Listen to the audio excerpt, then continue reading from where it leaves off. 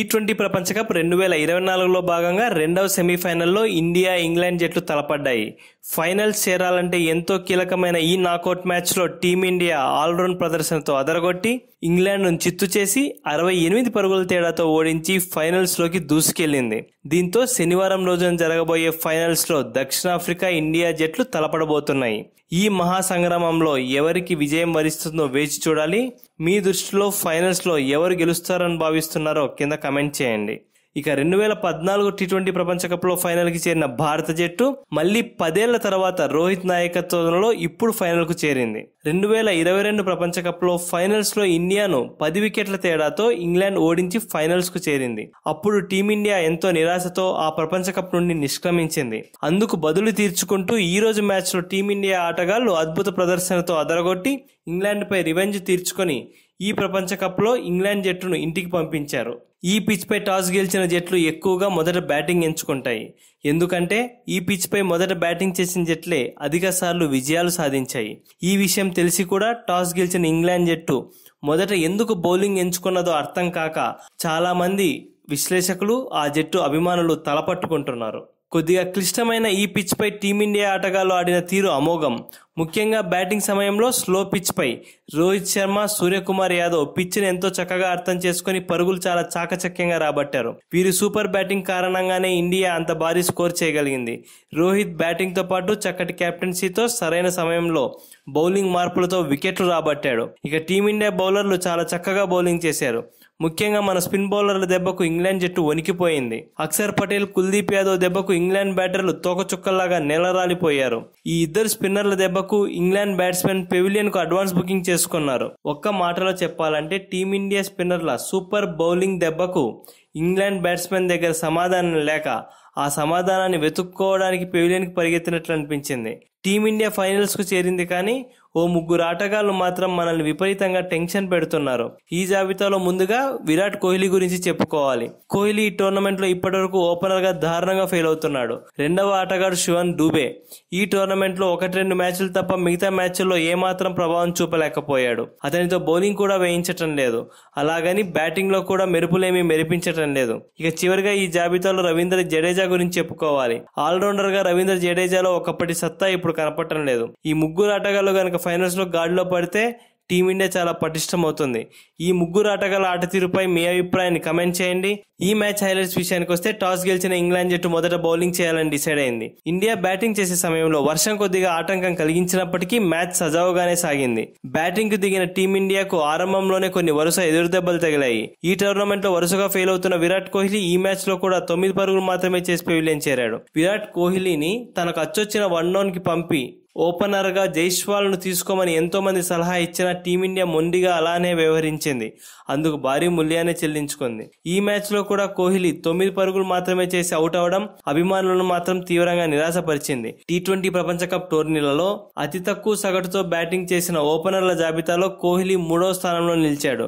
దీనిని బట్టి అతను ఓపెనర్ గా ఎంత చెత్తగా ఆడాడో అర్థం చేసుకోవచ్చు. ఇక వన్ డౌన్ బ్యాటర్ పంత్ ఆరంభ మ్యాచ్లలో మెరిపించినా ఆ తర్వాత ఎందుకో కొద్దిగా గాడి తప్పినట్లు కనబడుతోంది. ఈ మ్యాచ్ లో కూడా కేవలం 4 పరుగులు మాత్రమే చేసి ఎగిరిపోయాడు. దీంతో 40 పరుగులకే టీమిండియా 2 వికెట్లను కోల్పోయింది. ఇటువంటి పరిస్థితుల్లో 4వ స్థానంలో వచ్చిన సూర్యకుమార్ యాదవ్ తో కలిసి రోహిత్ శర్మ 3వ వికెట్ కు 73 పరుగుల కీలక భాగస్వామ్యాన్ని నెలకొల్పాడు. రోహిత్ శర్మ, సూర్య ఈ ఇద్దరు కూడా ఈ స్లో పిచ్ పై ఎంతో చక్కగా ఆడుతూ రన్ రేట్ తగ్గకుండా అద్భుత బ్యాటింగ్ తో స్కోర్ బోర్డును ముందుకు తీసుకెళ్లారు. వీరిద్దరూ ఆడుతున్నంతసేపు పరుగులు చాలా సునాయాసంగా వచ్చాయి. ఈ ఇద్దరు బ్యాట్స్మెన్ బాగా సెట్ అయ్యారు అనుకుంటున్న తరుణంలో 39 బంతుల్లో 146 స్ట్రైక్ రేట్ తో 57 పరుగులు చేసిన రోహిత్ శర్మ ఆదిల్ రషీద్ బౌలింగ్ లో క్లీన్ బౌల్డ్ అయ్యాడు. ఇదే క్రమంలో రోహిత్ కొన్ని రికార్డులు నెలకొల్పాడు. రోహిత్ ఈ మ్యాచ్ లో కొట్టిన సిక్సర్ల ద్వారా టీ20 ప్రపంచ కప్ చరిత్రలో 50 కంటే ఎక్కువ సిక్సర్లు కొట్టిన ఆటగాళ్ల జాబితాలో 2వ స్థానాన్ని దక్కించుకున్నాడు. మొదటి స్థానంలో 63 సిక్సర్లతో క్రిస్ గేల్ ఉన్నాడు. ఈ మ్యాచ్ లో చేసిన పరుగుల ద్వారా కెప్టెన్ గా 5,000 కంటే ఎక్కువ పరుగులు చేసిన ఇండియన్ కెప్టెన్స్ జాబితాలో రోహిత్ కూడా చోటు దక్కించుకున్నాడు. అంతేకాకుండా టీ20 ప్రపంచ కప్ చరిత్రలో అత్యధిక బౌండరీలు కొట్టిన ఆటగాడిగా సరికొత్త ప్రపంచ రికార్డును రోహిత్ లిఖించాడు. రోహిత్ ఇప్పటి వరకు టీ20 ప్రపంచ కప్లలో 113 బౌండరీలను కొట్టాడు. ఇక రోహిత్ అవుట్ అయ్యాక కొద్దిసేపటికే సూర్యకుమార్ యాదవ్ 36 బంతుల్లో 47 పరుగులు చేసి జోఫ్రా ఆర్చర్ బౌలింగ్ లో భారీ షాట్ కు ప్రయత్నించి వెనుదిరిగాడు. ఇక 5వ స్థానంలో వచ్చిన హార్దిక్ పాండ్యా సిక్సర్లు బౌండరీలు కొట్టి మంచి టచ్ లో ఉన్నట్లు కనపడ్డాడు. కానీ ఎక్కువ ఎగ్జైట్మెంట్ లోనై 13 బంతుల్లో 23 పరుగులు చేసి వెనుదిరిగాడు.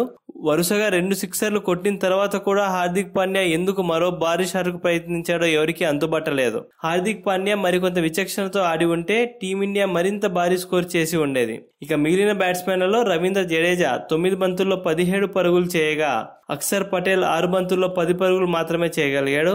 ఇక శుభం డూబే గోల్డెన్ డక్ అవుట్ అయ్యాడు.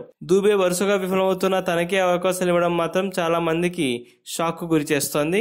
ఈ మ్యాచ్ లో 20 ఓవర్లకు గాను టీమిండియా 7 వికెట్లు నష్టపోయి 171 పరుగులు చేయగలిగింది. ఇంగ్లాండ్ బౌలర్లలో క్రిస్ జోర్డన్ 3 వికెట్లు పడగొట్టి ఆ జట్టులో టాప్ వికెట్ టేకర్ గా నిలిచాడు. ఇక మిగిలిన ఇంగ్లాండ్ బౌలర్లలో Reece Topley, Adil Rashid, Jofra Archer, Sam Curran ఒక్కో వికెట్ దక్కించుకున్నారు. 172 పరుగుల విజయ లక్ష్యంతో బరిలోకి దిగిన ఇంగ్లాండ్ జట్టుకు ఓపెనర్ జార్జ్ బట్లర్ మెరుపు ఆరంభం అందించాడు. 15 బంతుల్లోనే 153 స్ట్రైక్ రేట్ తో 23 పరుగులు చేశాడు. కానీ అక్షర్ పటేల్ ఎంట్రీతో ఒక్కసారిగా సీన్ మారిపోయింది. అక్షర్ పటేల్ బౌలింగ్ లో జార్జ్ బట్లర్ రివర్స్ స్వీప్ ఆడడానికి ప్రయత్నించగా బంతి గాల్లోకి లేవడంతో రిషబ్ పంత్ సునాయాసమైన క్యాచ్ ను అందుకున్నాడు. బట్లర్ అవుట్ అయినప్పటి నుండి ఇంగ్లాండ్ పతనం మొదలైంది. బట్లర్ అవుట్ అయిన మరుసటి ఓవర్లోనే ఫిలిప్ సాల్ట్ 5 పరుగులు మాత్రమే చేసి బూమ్రా బౌలింగ్ లో క్లీన్ బౌల్డ్ అయ్యాడు. ఆ తర్వాత ఓవర్లో 4వ స్థానంలో వచ్చిన జానీ బెయిర్స్టో 0 పరుగుల వద్ద అక్షర్ పటేల్ బౌలింగ్ లో క్లీన్ బౌల్డ్ అయ్యాడు. దీంతో ఇంగ్లాండ్ జట్టు పవర్ ప్లే లోనే 3 వికెట్లను కోల్పోయింది. ఈ షాక్ నుండి తేరుకోకముందే 8 పరుగులు చేసిన మొయిన్ అలీ మళ్లీ అక్షర్ పటేల్ బౌలింగ్ లోనే స్టంప్ అవుట్ అయ్యాడు. అక్షర్ పటేల్ స్పిన్ దెబ్బకు ఇంగ్లాండ్ టాప్ ఆర్డర్ అలానే మిడిల్ ఆర్డర్ షేక్ అయిపోయింది. దీంతో పరుగులు రావడమే కష్టతరమైంది. వికెట్లు మాత్రం వరుసపెట్టి పడిపోయాయి. ఇటువంటి క్లిష్ట పరిస్థితుల్లో శామ్ కరన్ క్రీజులోకి వచ్చి 2 పరుగులు మాత్రమే చేసి కుల్దీప్ యాదవ్ బౌలింగ్ లో ఎల్బీడబ్ల్యూగా ఎగిరిపోయాడు. దీంతో ఇంగ్లాండ్ జట్టు 49 పరుగులకే 5 వికెట్లను కోల్పోయింది. అక్షర్ పటేల్ తర్వాత కుల్దీప్ యాదవ్ దెబ్బకు ఇంగ్లాండ్ జట్టు మిగతా వికెట్లను కోల్పోయింది. ఇక కీలక సమయంలో క్రీజులోకి వచ్చిన ఇంగ్లాండ్ బ్యాట్స్మెన్ హ్యారీ లివింగ్స్టన్ ఆదుకుంటారేమోనని ఇంగ్లాండ్ అభిమానులు ఆతృతగా ఎదురు చూశారు.